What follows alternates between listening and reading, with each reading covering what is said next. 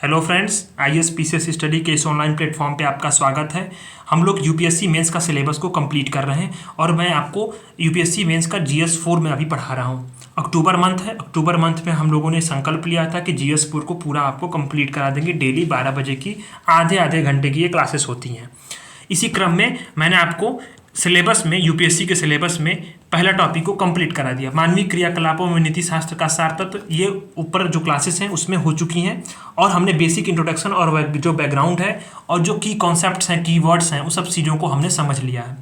आज हम अपने दूसरे टॉपिक की तरफ बढ़ रहे हैं, मानवीय क्रियाकलापों में नीति शास्त्र के निर्धारक। ठीक है, मैंने बोला था आपको कि सिलेबस कैसे, आपको मैंने सिलेबस को ब्रेक करना सिखाया था पहले क्लास में। जिन्होंने वीडियोस नहीं देखा है आप शुरू से देखिए, आपको समझ में आएगा। ठीक है, और चैनल को जरूर लाइक और सब्सक्राइब करिए। हम लोग पूरे 4 महीने के अंदर यूपीएससी मेंस के चारों सिलेबस जो जीएस के मेंस के हैं सबको कंप्लीट कराने वाले हैं। तो पहले मंथ में हम जीएस 4 को कंप्लीट शुरू किए हुए हैं। तो मानवीय क्रियाकलापों में नीति शास्त्र का सार तत्व, तो मैंने ये आपको पहले टॉपिक को कंप्लीट कराया। अब इसी से आप यहाँ उठाइए, मानवीय क्रियाकलापों में नीति शास्त्र का निर्धारक, यानी उसके निर्धारक। ठीक है, मानवीय क्रियाकलापों में नीति शास्त्र के निर्धारक कौन से हैं, ये हमारा दूसरा टॉपिक है और हम इसी को जो है पढ़ने वाले हैं। ठीक है, तो इसको मेन चीज़ है, इसको एक्सप्लेन कर कैसे किया जाएगा, इसके बारे में बहुत सारी इंट्रोडक्शंस दूंगा। इंट्रो में आपको क्या लिखना है, कौन कौन से निर्धारक हैं और उसके पक्ष विपक्ष और उसका निष्कर्ष, आलोचनात्मक, सब चीज़ें हम लोग कॉम्प्रहेंसिव में पढ़ेंगे। तो ये खत्म हो जाएगा फिर इसके बाद। ठीक है, तो चलिए शुरू करते हैं अपने कंटेंट पे। ये पिछली क्लास में छूट गया था, एक चीज़ ये देखिए, बड़ा इंपॉर्टेंट है, बड़ा इंटरेस्टिंग भी है। शंकराचार्य ने एक शब्द का इस्तेमाल किया था, कौन था? तितिक्षा। शंकराचार्य जो थे उन्होंने एक शब्द का इस्तेमाल किया था, तितिक्षा। यानी क्या है कि तितिक्षा का मतलब क्या है कि सर्दी, गर्मी, धूप आदि सहने की जो क्षमता होती है उसी को बोलते हैं तितिक्षा। सर्दी, गर्मी, धूप आदि को सहने की क्षमता। यानी क्या है कि इस क्षमता वाले व्यक्ति को आगे बढ़ने से कोई नहीं रोक सकता। जिसके अंदर तितिक्षा है, जिसके अंदर सर्दी, गर्मी, धूप आदि सहने की क्षमता है, उस व्यक्ति को कोई भी आगे बढ़ने से नहीं रोक सकता। और ये याद रखिए कि जो भी सफल व्यक्ति रहे हैं तो अपने जीवन में व्यवधान और कष्ट हमेशा से झेल करके ही आगे बढ़े हैं। कोई भी व्यक्ति हो। आज सबसे बड़ा उदाहरण अगर मैं देखूं तो आज हमारे देश के प्रधानमंत्री को देख लीजिए, प्रधानमंत्री नरेंद्र मोदी को देख लीजिए। उन्होंने कहाँ से शुरुआत की थी, कितने सारे कष्ट झेले और आज वो कहाँ है। इसी तरह से सभी चीज़ों को आप क्रिकेट में देखिए, कैप्टन महेंद्र सिंह धोनी को देख लीजिएगा, पूर्व कप्तान, या किसी को भी देखिए, जो भी अपने जीवन में जो भी सफल व्यक्ति जिसको आप मानते हो, जिसको अपने आदर्श मानते हो, जिन्होंने जीरो से शुरुआत की है, ठीक है, उनको आप देखिए कि सफल व्यक्ति क्या है कि जीवन में व्यवधान और कष्ट हमेशा से झेले हैं और यह सबके जीवन में आना तय है, इससे कोई बच नहीं सकता। तो शंकराचार्य ने इसी शब्द का इस्तेमाल किया था, तितिक्षा। इसको आप थोड़ा यूनिक थी, इसको जानकारी को याद रखिए। आप इसको अपने आंसर्स में, ये कहाँ काम करेगा पता है आपको? ये यूपीएससी के एसए में काम करेगा। यूपीएससी के एसए में लिख सकते हैं आप। ठीक, इसके बाद जीएस 4 में लिख सकते हैं आप। ठीक है, जिसका फिलॉसफी होगा, जिसका पीएसआई सिलेबस होगा, उसमें लिख सकते हैं आप। इंटरव्यू के दौरान इसको यूज कर सकते हैं। तो मल्टीपल यूज करने के तरीके जो हैं, इसको आप जो है अपनाया करिए। ठीक है, तो अपने टॉपिक्स को शुरू करते हैं। मानवीय क्रियाकलापों में नीति शास्त्र के निर्धारक, डिटर्मिनेंट्स। ठीक है, ये आज हमारा जो है दूसरा टॉपिक शुरू हो रहा है। तो निर्धारक होता क्या है, पहली बात समझ लीजिए, निर्धारक क्या होता है। ठीक, अब निर्धारक ये होता है कि वे आधार, मतलब जीवे आधार, ठीक है, वे आधार जिसके आधार पर, मतलब जो आधार, मतलब ये वे आधार जो मतलब मानक और मानदंड, ये आधार किसकी बात कर रहे हैं? मानक की और मानदंड की। ठीक है, मानदंड की। वे आधार जिसके आधार पर कर्मों का और निर्णयों का मूल्यांकन करते हैं, अर्थात मतलब उससे उचित, अनुचित या उसके अन्य जो शुभ अशुभ आदि के रूपों में उसको निर्धारित करते हैं, उसी को क्या बोलते हैं? निर्धारक बोलते हैं। ठीक है, जिसके आधार पर, यानी कि यहाँ स्पष्ट तौर पे बताया गया है कि जिसके आधार पर मानव के कर्मों या मानव के आचरण को उचित या अनुचित रूप में निर्धारित करते हैं, वही क्या होते हैं? निर्धारक होते हैं, डिटर्मिनेंट्स होते हैं। तो डिटर्मिनेंट्स, अब इस डिटर्मिनेंट्स ये आपने समझ लिया। तो ये किसके डिटर्मिनेंट्स की बात कर रहा है कि मानव के क्रियाकलापों में जो नीति शास्त्र है उसके डिटर्मिनेंट्स क्या हैं, ये हमारे सिलेबस में दिया हुआ है। ठीक है, तो हमको वही पढ़ना है। इसके बाद अब थोड़ा सा मैं ये फ्लो चार्ट बनाया हूँ। अब उसके पहले जो है, अब थोड़ा सा मैं आपको कुछ अन्य चीज़ें बता दूँ कि अन्य चीज़ें ये हैं कि इसमें क्या है कि नीति शास्त्र की प्रमुख समस्या क्या है, किस जो प्रमुख समस्या यह है कि जो सामाजिक जीवन व्यतीत कर रहा हो, सामाजिक जीवन व्यतीत करने वाला कौन, मानव उसके जो ऐच्छिक कर्म है, ठीक है, जो अपनी इच्छा से वो कर रहा है, उसका मूल्यांकन करना, उचित अनुचित अच्छा बुरा के रूप में उसको निर्धारित करना, ठीक है। तो इसके लिए क्या होगा, एक आदर्श या मानदंड की स्थापना आवश्यकता होगी, एक आदर्श या मानदंड की मापदंड की आवश्यकता होगी, ठीक है। तो उसी के जो मानदंड हैं, ठीक है, उसी मानदंड के अनुरूप जो है हम यह देख सकते हैं कि यह जो है निर्धारक जो है ये कार्य करते हैं, ठीक है। तो निर्धारक के जो अब विभिन्न चीज़ें निर्धारित होती हैं, जैसे निर्धारक क्या है कि निर्धारक कोई एक चीज़ तो हो नहीं सकता, ठीक है। तो निर्धारक के भी कई सारे प्रकार हैं। पहला स्रोत क्या है, जो कौन से स्रोत हैं जो नीति शास्त्र के निर्धारक हैं। तो स्रोत में एक पहला स्रोत आता है बाहरी स्रोत, दूसरा आता है आंतरिक स्रोत, ठीक है। तो बाहरी स्रोत में कौन से हैं, कानून है, समाज है, धर्म है। ये क्या करते हैं, जैसे बाहरी स्रोत में क्या हुआ, कानून, समाज और धर्म, ये क्या करते हैं, ये नीति शास्त्र को बाहरी तरीके से प्रभावित करते हैं, नीति शास्त्र को बाहरी तरीके से प्रभावित करते हैं। और आंतरिक स्रोत क्या है, हमारी अंतरात्मा जो है हमारी क्या है, ये हमारे आंतरिक स्रोत हैं, ये हमारे जीवन को आंतरिक तौर पे ये प्रभावित करते हैं। अब मेन चीज़ आता है दूसरा, कर्म का परिणाम भी हमारे नीति शास्त्र को प्रभावित करता है, ठीक। तीसरा आता है कर्ता की भावना या उद्देश्य, हमारे के अंदर कौन सी भावना है, ठीक है, हमारा उद्देश्य क्या है, हमारे अंदर कौन सी भावना है, ये भी जो है नीति शास्त्र को क्या करता है, प्रभावित करता है। और चौथा भी ये भी इंपॉर्टेंट है, परिस्थिति या संदर्भ, किस परिस्थिति में कौन सा कार्य हुआ, किस परिस्थिति में क्या करना है, ये भी हमारे नीति शास्त्र के जो मानक मानदंडों हैं उसको प्रभावित करती हैं, ये हमारे नीति शास्त्र के निर्धारक के तौर पे कार्य करती हैं, ठीक है। और पांचवा आता है साधन साध्य विवाद, इसको भी हम अपने नीति शास्त्र के निर्धारक के तौर पे मान सकते हैं। गांधीयन वर्सेस मार्क्स का यहाँ पे तुलनात्मक अध्ययन हो जाता है, इसको हम लोग खूब अच्छे से पढ़ेंगे। साधन साध्य विवाद, इसको आपको GS4 में भी लिखना है, एसए में भी लिखना है, और जिसका पॉलिटिकल साइंस फिलॉसफी वगैरह ऑप्शनल होगा उसमें तो उसको पढ़ना ही पढ़ना है।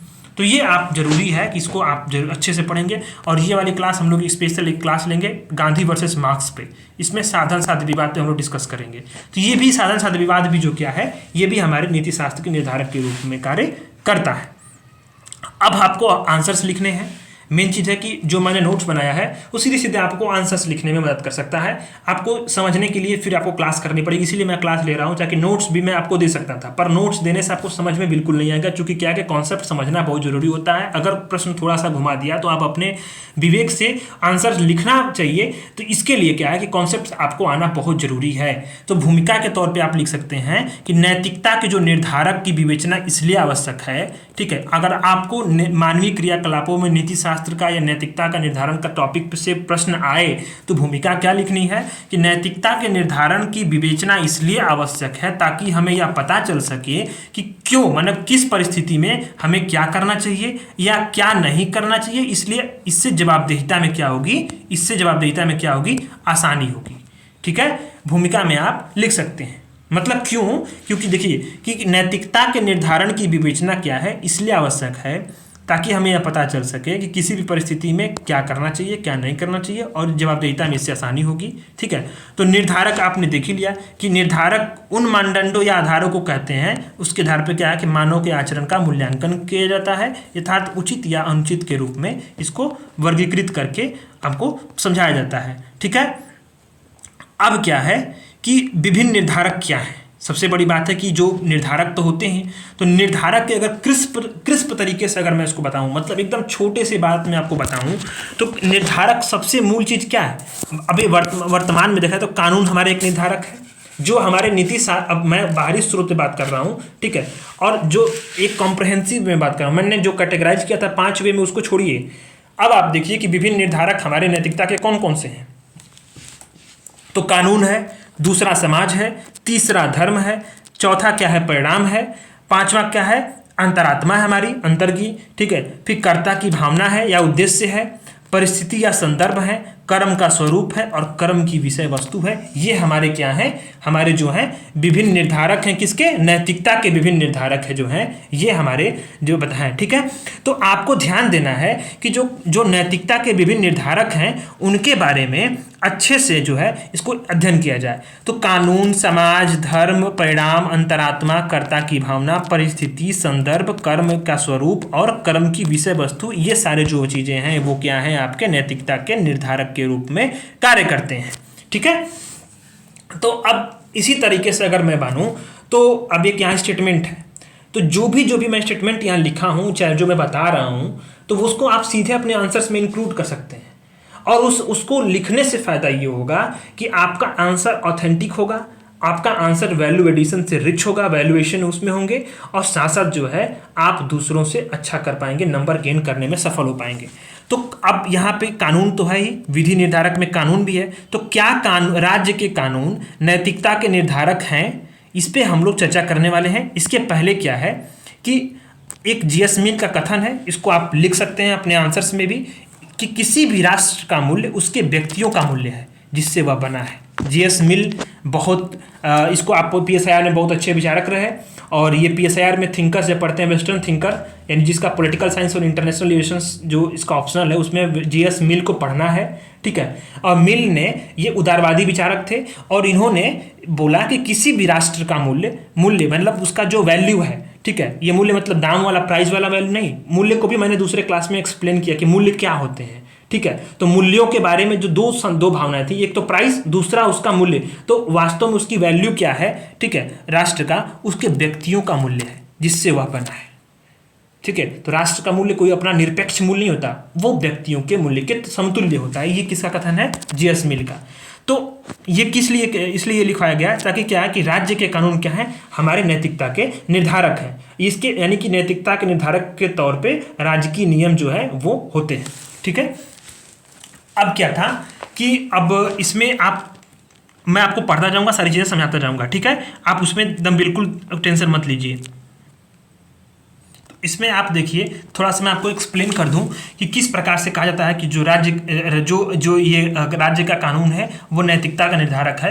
तो आप देखिए कि राज्य क्या है, राज्य एक सर्वोच्च और निरपेक्ष संस्था है।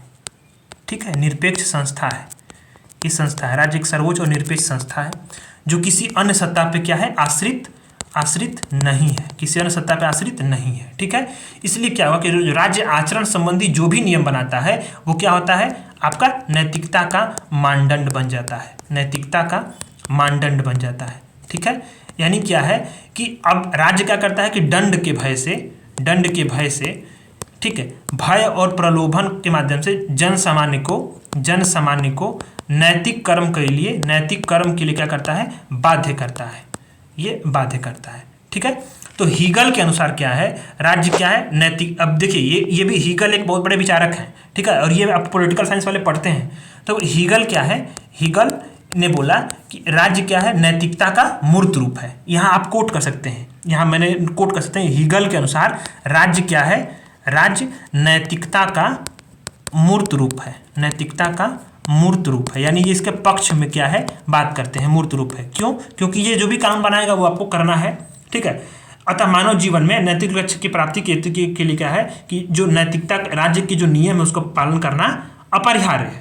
ठीक है, तो ऐसी बातें यहाँ पे की गई हैं। तो सामान्यतः यह माना जाता है कि जो राज्य के कानून होते हैं वही नैतिकता के निर्धारक होते हैं, अर्थात जो कर्म कानूनों के अनुरूप है वही उचित है, और जो कर्म कानूनों के उल्लंघन में है वो अनुचित है। किसके संदर्भ में, ये राज्य के संदर्भ में। ठीक है, तो क्या करता है, राज्य करता क्या है कि शांति और सुव्यवस्था को बनाए रखने के लिए, देश की स्वतंत्रता और अखंडता को सुनिश्चित करने के लिए तथा लोगों की सुरक्षा और न्याय को दिलाने के लिए कानून बनाता है। सामान्य सी बात है। तो अतः राज्य के कानून के अनुसार क्या करना चाहिए, कर्म करना चाहिए। और हीगल की जो बात है कि यही जो राज्य है क्या नैतिकता का मूर्त रूप है, इसकी पुष्टि करती है। ठीक है, राज्य करता क्या है कि राज्य दंड और निंदा तथा राज्य जो करता क्या है कि दंड एवं निंदा के भय तथा प्रशंसा और पुरस्कार के माध्यम से अच्छे कर्मों को प्रोत्साहित करता है और बुरे कर्मों को हतोत्साहित करता है। किंतु क्या है कि ये एक जो है समस्याएं हैं। अब समस्या क्या है कि बहुत सारे इसमें आलोचनाओं का सामना करना पड़ता है। अब आलोचना का सामना क्या है कि कैसे कई बार क्या होता है कि राज्य के जो कानून होते हैं कई बार पुराने और अप्रासंगिक हो जाते हैं और ऐसे कानूनों के आधार पर नैतिकता का निर्धारण सही तरीके से नहीं हो सकता। अभी हाल ही में क्या हुआ कि जैसे कि हाल ही में विधि आयोग ने क्या बोल दिया कि सैकड़ों कानूनों को निरस्त कर दिया। अभी भारत में बहुत सारे करीब करीब 1200 ऐसे कानून थे जिनकी उपयोगिता समाप्त हो चुकी थी। मोदी सरकार ने इसको निरस्त किया विधि आयोग की सिफारिश पे। ठीक है, तो ये क्या है कि पुराने और अप्रासंगिक होने के आधार पर क्या है कि कई बार जो है इसका जो नैतिकता का इसके आधार पर निर्धारण करना ये उचित नहीं होता है। अब क्या है कि विभिन्न देशों के कानूनों में अंतर होता है। परिणाम स्वरूप क्या होता है कि उचित अनुचित के निर्धारण में कठिनाई आती है। जैसे भारत में क्या है कि रेयरेस्ट ऑफ रेयर केस में क्या है मृत्युदंड मान्य है, परंतु आप यही देखिए नॉर्वे, स्वीडन और अन्य देशों में क्या है मृत्युदंड क्या है अमान्य है, यानी आपराधिक है, वो अपराध के तौर श्रेणी में आ जाएगा। ठीक है, राजद्रोह अभी सरकार ने क्या बोला, आपको विजन है इस मैगजीन में मैंने पढ़ाया है। विजन है इसकी मैगजीन में डेली पढ़ाता रहता हूँ और डेली क्लासेस चलती है। अभी अगस्त की मैगजीन चली है तो मैंने जुलाई वाले मैगजीन में आपको जो अगस्त वाली मैगजीन में ही आपको कल की क्लास में बताया था कि अभी सरकार ने क्या बोला, जो राजद्रोह ठीक है, राजद्रोह कानून को क्या कर दिया सरकार ने खत्म किया। नए जो संशोधन आए हैं आईपीसी के, तो उसमें वहाँ पे हटाया गया है उसको। तो ये क्या है कि ये भी एक तरीके से जो है अब सरकार क्या कर रही है कि जो बदलते परिस्थितियों के अनुसार, कानूनों के अनुसार जो नैतिकता का उचित अनुचित का निर्धारण है उसको क्या कर रही है, बदल रही है। तो वो आपने पॉलिटी एंड गवर्नेंस में जो क्लास, अब देखिए इंटरेस्टिंग चीज़ मैं बता रहा हूँ कि जो पॉलिटी एंड गवर्नेंस में मैंने आपको कल की क्लास में पढ़ाया उसको आप कहाँ यूज कर रहे हैं, GS4 में यूज कर रहे हैं। और कहाँ यूज कर रहे हैं, यहाँ पे यूज कर रहे हैं। तो आप समझिए यही होती है इंटीग्रेटेड अप्रोच, यही होती है इंटीग्रेटेड अप्रोच। इसी से आप अगर आंसर लिखेंगे तो आप जो है नंबर गेन करेंगे, आप दूसरों से एज प्राप्त करेंगे। सिलेक्शन में यही सबसे बड़ा इंपॉर्टेंट की रोल है। ठीक है, अब क्या होता है कि जैसे मान लीजिए प्राकृतिक आपदा के समय जब तत्काल निर्णय लेकर लोगों में जान माल की रक्षा करना हो, ठीक है, आवश्यक होता है, तो ऐसी स्थिति में क्या कि कानूनी प्रक्रिया के स्थान पर जो है अंतरात्मा से निर्णय से लेना कार्य करना बहुत जरूरी होता है और ऐसे कार्य किया जा सकता है और ये नैतिक रूप से क्या है, मान्य है। तो अगर लेकिन विधि के तौर पे देखें, जैसे मान लीजिए कि अभी क्या हुआ, आप कोई वही एक मान लीजिए कि अभी एक साइक्लोन आया और इसके बारे में कोई जानकारी नहीं है। अब सरकार जो है, मान लीजिए वहाँ पे जो उड़ीसा के तटीय राज्य है वहाँ पे किसी जिले में जो साइक्लोन आ गया, तो वहाँ के डीएम अब जब तक रेफरेंस देगा, जब तक मुख्यमंत्री के पास बात पहुँचाएगा, डिजास्टर यूनिटी को संभालेगा, उससे मतलब कम्युनिकेशन स्थापित करेगा केंद्र सरकार से, उसके पहले उसको क्या करना है, अपने जमीनी स्तर पर उसको कार्य करना है, जमीनी स्तर पर कार्य करना है। और वो सबसे अधिक उसकी प्राथमिकता होगी, वो अपनी अंतरात्मा के पास होगा ताकि लाखों लोगों की जान बच जाए, न बजाय कि वो कम्युनिकेशन स्टैब्लिश करके वहाँ से प्रोसीजर कार्रवाई कराए। ठीक है, तो ये क्या हो गया, एक तरह से इसकी आलोचना इसकी भी की तरह से की जाती है कि जो अंतरात्मा की आवाज़ जो है ये एक बहुत महत्वपूर्ण होता है। अब गांधी के मत के अनुसार अगर आप देखिए, गांधी के ऐसे गर्भपात का कानून का आप उदाहरण दे सकते हैं कि गर्भपात का कानून जो है ये भी एक बहुत बड़ा कानूनी है, नैतिक रूप से और अनैतिकता के निर्धारण में ये भी आता है। मेडिकल एथिक्स की बात कर सकते हैं आप, बहुत सारे उदाहरण हैं, आप इसको यूज कर सकते हैं डेली लाइफ में। तो जो आप न्यूज़पेपर से पढ़ते हैं इन्हीं के जो है उदाहरण में आप इसको लिख सकते हैं। तो गांधी के मत के अनुसार क्या है कि जब कानून मानव के स्वाभाविक नैतिक विकास में बाधक है, गांधी कहते हैं कानून क्या है, ये आलोचनात्मक मैं बता रहा हूँ सारी चीज़ें। तो गांधी कहते हैं कि कानून क्या है, मानव के स्वाभाविक नैतिक विकास में बाधक है।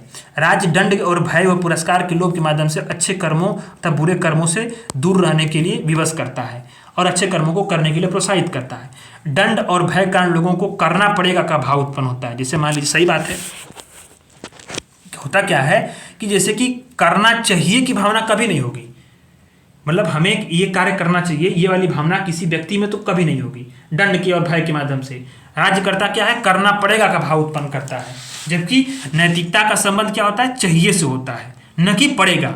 ठीक, करना पड़ेगा। अब गांधी के मत के अनुसार क्या है कि राज्य को ऐसा वातावरण तैयार करना चाहिए कि व्यक्ति का स्वाभाविक नैतिक विकास हो सके। गांधी ऐसा बोलते हैं कि व्यक्ति का स्वाभाविक नैतिक विकास हो सके और ऐसा होने के उपरांत राज्य का क्षय कर देना चाहिए, क्योंकि इसी के अनुसार राज्य एक अनावश्यक बुराई है। गांधी ने इसी संदर्भ में राज्य की जो है, राज्य को खत्म करने की बात की थी। और कार्ल मार्क्स ने भी स्टेटलेस सोसाइटी की बात की थी और गांधी ने भी स्टेटलेस सोसाइटी की बात की थी। कार्ल मार्क्स का स्टेटलेस सोसाइटी दूसरा है और गांधी का दूसरा है। गांधी का नैतिकता के साथ जो है नैतिक विकास होने के बाद स्वाभाविक नैतिक विकास होगा। राज्य ऐसा वातावरण कर देगा कि लोग क्या है कि खुद ही जो है करना, अपने अपने कर्मों को उचित तरीके से करने में सक्षम हो जाएंगे और उसके उपरांत राज्य का क्षय करके उससे, क्योंकि राज्य क्या करता है, दंड और भय के पुरस्कार से ये जो है और अपने कार्यों को कराता है, करना पड़ेगा का भाव उत्पन्न करता है। तो इसी स्तर पे उन्होंने, गांधी ने कहा कि राज्य को खत्म कर देना चाहिए। कब? जब जो है लोगों का स्वाभाविक नैतिक विकास हो जाए। तो गांधी का और मार्क्स के बीच में यही डिफरेंस है कि गांधी जो है स्टेटलेस की सोसाइटी की बात करते हैं, कार्ल मार्क्स भी करते हैं, पर गांधी ने नैतिकता की बात में, नैतिकता के संदर्भ में सब बातें बोली थी, नैतिक विकास के संदर्भ की बातें बोली थी। तो अब आपने देख लिया कि ये जो कॉम्प्रिहेंसिव नोट्स है इसमें आपने देख लिया कि कानून किस प्रकार से नैतिकता का निर्धारक है। ठीक, इसकी आलोचनाएं क्या हैं आप लिख सकते हैं, बहुत सारी 4-5 आलोचनाएं आपको मैंने दे दी। अब निष्कर्ष में आप क्या लिख सकते हैं उत्तर में, ये आप देख लीजिए। निष्कर्ष में आपको यही लिखना है कि राज्य के कानूनों को समानतः स्वीकार करना चाहिए, परंतु राज्य के कानून क्या है, यदि प्रगतिशील मानवीय मूल्यों के विरोधी हो। अब आपको अंडरलाइन क्या करना होता है, जैसे मान लीजिए आप आंसर लिख रहे हैं, ठीक है, आंसर लिख रहे हैं तो उसमें कौन से कीवर्ड्स को अंडरलाइन करना है, तो यही प्रगतिशील मानवीय मूल्यों, ये इतना अच्छा शब्द है कि इसको आप अंडरलाइन करिए। मतलब एग्जामिनर के दिमाग में ये जाए चीजें कि ये मैंने अंडरलाइन किया, ये मेरा कीवर्ड है। तो क्या करना चाहिए कि राज्य के कानून यदि प्रगतिशील मानवीय मूल्यों के विरोधी हों और पुराने और अप्रासंगिक हो जाएं तो वैसे कानूनों के विपरीत कर्म को भी क्या करते हैं, उचित माना जा सकता है। पुनः आपदा आदि के समय भी तत्काल निर्णय लेकर के जान माल की रक्षा करना प्रधान पक्ष होता है। फिर भी उस वक्त कुछ क्या, तो उस वक्त क्या कर सकते हैं, उस वक्त कुछ कानूनी प्रक्रियाओं का कुछ सीमा तक क्या कर सकते हैं, उल्लंघन कर सकते हैं, चूंकि क्या है कि जान माल की रक्षा जो है हमारी प्राथमिक उद्देश्य हो सकते हैं। तो नैतिकता के निर्धारक के रूप में जो कानून या राज्य की नियम है वो आपने देख लिया, उसके पक्ष के बारे में देखा, उसके विपक्ष के बारे में देखा, और निष्कर्ष क्या लिखना है वो भी हमने देख लिया। किन किन लोगों को कोट करना है, जेएस मिल को, हीगल को, ये भी हमने देख लिया। अब आते हैं दूसरे टॉपिक पे, अपने समाज के बारे में। ठीक है, तो नैतिकता के निर्धारण में अब इसे थोड़ा सा देख लेते हैं, कानून और नैतिकता के बारे में थोड़ा सा कुछ इंटर रिलेशंस है वो भी देख लेते हैं। फिर आएंगे हम लोग समाज पे कि समाज नैतिकता का निर्धारण है या नहीं। ठीक है, तो फिर हम लोग समाज के बारे में भी देख लेंगे। पहले कानून और नैतिकता को थोड़ा देख लेते हैं कि इसमें कुछ क्या इंटर रिलेशंस हैं और क्या क्या टॉपिक्स, क्या मुद्दे हैं। ठीक है, तो पहले हम ये देखते हैं कि अब यह आवश्यक नहीं है कि जो कर्म नैतिक दृष्टिकोण से गलत हो वह कानूनी दृष्टिकोण से भी गलत हो। सही बात है। जैसे मान लीजिए कि झूठ, लोभ, ईर्ष्या, ठीक है, डाह और वैमनस्य, ठीक है, ये क्या है कि मतलब ये जो है कि ये नैतिक दृष्टिकोण से तो गलत है, पर कानूनी दृष्टिकोण से इन भावनाओं को आप गलत नहीं ठहरा सकते। हाँ, ये अलग बात है कि जैसे कि अब मान लीजिए झूठ बोलो, किसी को ठग लिया गया, ठीक है, अब ईर्ष्या से किसी की हत्या कर दी गई, किसी को मार दिया गया, वो अलग चीज, वो तो कर्म हो जाएगा। पर ये जो कुछ ऐसी बातें हैं दृष्टिकोण से, कुछ ऐसे जो भाव हैं, उनको कानूनी तरीके से दृष्टिकोण से वो गलत नहीं हो सकता। ठीक है, अच्छा, अब ये भी देखते हैं कि जो पुनः जो कर्म क्या है गैर कानूनी है वह नैतिक दृष्टिकोण से उचित भी हो सकता है। जैसे क्या है कि अब मान लीजिए कि यदि कोई व्यक्ति रास्ते में घायल व्यक्ति को बिना हेलमेट पहनाए भी अस्पताल तक पहुंचा रहा है, तो नैतिक दृष्टिकोण से तो वह उचित होगा, पर बिना हेलमेट के वो जा रहा है तो वो तो गैर कानूनी हो गया। अब यही चीजें आती है ना कि इसके विरोध में अंतर विरोध कितना है। अंतर विरोध यही है, इसी के बीच का संतुलन स्थापित करना सिविल सेवक का गुण है। इसीलिए सिविल सेवक को इसके बीच का संतुलन स्थापित करने के लिए सब चीजें इंक्लूड की गई। सिविल सेवक का यही गुण है। ठीक है, तो आप देखिए कि क्या है, जैसे मान लीजिए कोई रोड पे घायल गिरा पड़ा है, हम अपने अब हम हेलमेट नहीं लगाए हैं तो हम उसको अस्पताल नहीं पहुंचाएंगे, ये नैतिक दृष्टि से कहाँ उचित है, पर कानूनी रूप से गलत हो सकता है, बिल्कुल गलत है ये। तो यही बात है, जैसे गर्भनाल अनुचित है, यदि महिला की जीवन रक्षा हेतु ऐसा करना पड़े तो गर्भपात, ठीक है, गर्भपात इसका उचित है। ठीक है, अगर उसे महिला की जीवन रक्षा करना ऐसा पड़े तो ऐसा उचित माना जाता है। ये अभी सरकार ने भी इसको मान्यता दी है अपने कानूनों में। तो ये एक चीजें जो है अब इसके मुद्दे जो हैं इसके इर्द गिर्द घूमते रहते हैं। अब हम आते हैं अपने समाज किस प्रकार से नैतिकता का निर्धारक है, वो बहुत जरूरी है। अब क्या है कि मनुष्य एक सामाजिक प्राणी है। मनुष्य क्या है, एक सामाजिक प्राणी है। वह सामाजिकरण की प्रक्रिया के द्वारा क्या करता है कि समाज के नियमों, रीति रिवाजों, प्रचलनों को सीखता है। ठीक है, और यही क्या है कि इसी प्रचलनों को सीखता है, तो ये सामाजिक नियम ही क्या है, नैतिकता के निर्धारक हैं, यानी इसके मानदंड हैं। ठीक है, नैतिकता निर्धारण के मानदंड हैं। और इसी के अनुसार कर्म करना उचित है और इसके विपरीत कर्म करना अनुचित है। अब समाजीकरण की प्रक्रिया के दौरान समाज के नियमों, रीति रिवाजों, प्रचलनों को सीखता है। कौन सीखता है? मनुष्य, क्योंकि वो सामाजिक प्राणी है। ठीक है। अब इसके अनुसार जो कर्म करेगा वो उचित है और इसके विपरीत कर्म करेगा अनुचित है। अब करता क्या है कि समाज अपने नियमों का पालन क्या है, दंड और पुरस्कार के माध्यम से करवाता है। समाज दंड भी देता है, पुरस्कार के माध्यम से कराता है। जो सामाजिक नियमों और परंपराओं को पालन करते उन्हें सम्मान और प्रशंसा मिलती है, और जो उल्लंघन करते हैं उसे दंड और निंदा ऐसा का सामना करना पड़ सकता है। ठीक है। तो ये ऐसी चीजें जो है वो बात करता है। ठीक है। अब समाजीकरण क्या है? अब मेन चीज यहाँ पे आया हुआ कि समाजीकरण है क्या। तो समाजीकरण ये है कि सामाजिक गुणों, इसको थोड़ा नोट कर लीजिए। समाजीकरण थोड़ा सा बहुत लोगों को कंफ्यूज करता है। तो सामाजिक गुणों, ठीक है, गुणों, रीति रिवाजों, राइटिंग को थोड़ा इग्नोर करिएगा, आप चीजें जो मैं बोल रहा हूँ उसको सीखिए। नियमों को सीखने की क्या करना, सीखने की प्रक्रिया क्या है, यही एक सामाजिकरण का गुण है, यही सामाजिकरण है। और सामाजिकरण इसी व्यक्ति में क्या करता है, इसी प्रक्रिया में व्यक्ति को व्यवहार, मानदंड, प्रतिमान और मूल्यों, ठीक है, और व्यवहारिक ज्ञान को सिखाता है कि क्या अच्छा है क्या बुरा है। तो जो अच्छा है उसको करना चाहिए, जो नहीं बुरा है उसको नहीं करना चाहिए, ऐसा समाज बताता है। ठीक है। तो लेकिन अब क्या है, कुछ आलोचनाएं भी हैं, बहुत सारी आलोचनाएं हैं। तो आलोचनाएं क्या है कि जैसे कि क्या है कि समाज में कई सारे क्या है कि कई जो है रूढ़िवादी परंपराएं, कुरीतियां हैं, दहेज प्रथा जैसे बाल विवाह, छुआछूत आदि का प्रचलन होता है। तो अब समाज क्या है कि रीति रिवाजों को आसानी से छोड़ता नहीं। तो समाज के क्या है कि परिणाम स्वरूप करना क्या चाहिए कि समाज को प्रगतिशील मानवीय मूल्यों से जोड़ने में कठिनाई उत्पन्न होती है।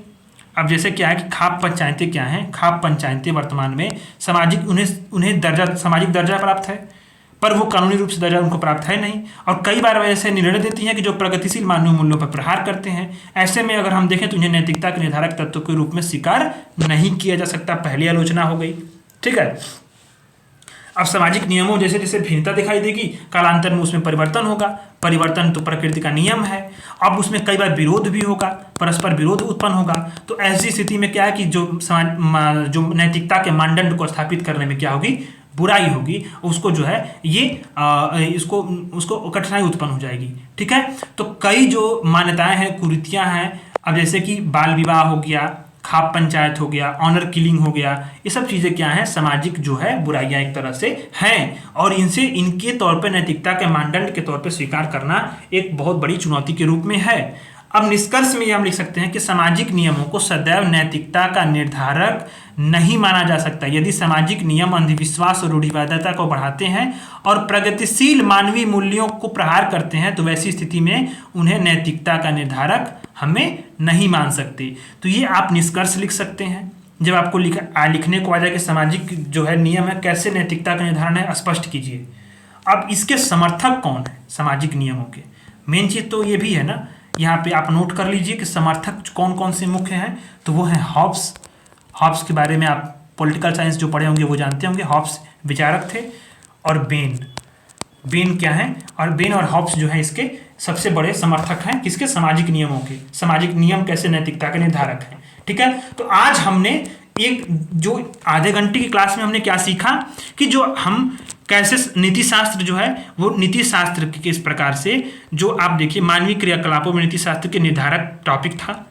नीति शास्त्र, अब हमने शंकराचार्य की तितिक्षा शब्द को सीखा, किस प्रकार से व्यक्ति उससे आगे बढ़ते हैं, किस तरह से हमें उसको यूज करना है इससे में GS4 में इंटरव्यू वगैरह में। अब हमने डिटर्मिनेंट्स पढ़ा, डिटर्मिनेंट्स ऑफ जो एथिक्स इन ह्यूमन एक्शंस, इसमें हमने डिटर्मिनेंट्स में निर्धारक को पढ़ा, निर्धारक होते क्या हैं, उनका आशय क्या है। फिर हमने उनके जो कई प्रकार निर्धारक हैं उनको मैंने देखा और उसको मैंने एक फ्लोचार्ट में एक्सप्लेन किया। फिर भूमिका में हमें क्या लिखनी है इस टॉपिक पे अगर आएगा क्वेश्चन तो। फिर निर्धारक को बताया कि निर्धारक क्या होते हैं। सो विभिन्न निर्धारक कौन कौन से हैं, कानून, समाज, धर्म, परिणाम, कर्ता की भावना, परिस्थिति, संदर्भ, कर्म का स्वरूप, कर्म की विषय वस्तु, इसको हमने देखा। GS मिल के स्टेटमेंट देखे, हीगल को देखा। अब हमने पहले संदर्भ में देखा कानून को कि कानून किस प्रकार से नैतिकता का निर्धारक है। फिर उसकी आलोचनाएं देखी, फिर उसमें निष्कर्ष देखा। अब इसके बाद फिर हमने देखा कि कानून और नैतिकता में क्या संबंध है। इसके बाद हमने देखा कि समाज नैतिकता का किस प्रकार से निर्धारक है। अब इसमें हमने ये भी आलोचनात्मक विवरण भी देखा, फिर उसमें हमने निष्कर्ष को देखा। तो ये टॉपिक हमारा कंप्रिहेंसिव तरीके से कंप्लीट हुआ। कल हम लोग जो है अब हम लोग पढ़ेंगे धर्म को, कि धर्म किस प्रकार से नैतिकता का निर्धारक है, परिणाम किस प्रकार से है, और साधन साध्य विवाद है, कर्ता की भावना परिस्थिति। कल इसको कंप्लीट करेंगे और यहाँ हमारा दूसरा टॉपिक भी कंप्लीट हो जाएगा। तो क्लास कैसी लगी आपको, फीडबैक जरूर दीजिएगा। हमें जो बिल्कुल आसानी होगी और भी चीज़ों को इंक्लूड करने के लिए, क्या हमें सुधार करनी चाहिए, क्या चीज़ें इंक्लूड करनी चाहिए। अच्छा लगा तो आप जरूर चीज़ें आपको वो भी बताइए, कोई भी डाउट हो उसको भी बताइए। और हमारे Telegram channel study for ISPCS को ज्वाइन करके वहाँ पर भी जो है आप रहिए। आपको एक यूनिट कंप्लीट होते ही, जो ये वाला यूनिट है कंप्लीट होते ही, इसका नोट्स जो है हम लोग वहाँ आपको पिन कर देंगे, आप वहाँ से डाउनलोड कर सकते हैं। ये वाला यूनिट कंप्लीट होते ही एक यूनिट का नोट्स आपको मिल जाएगा। धन्यवाद।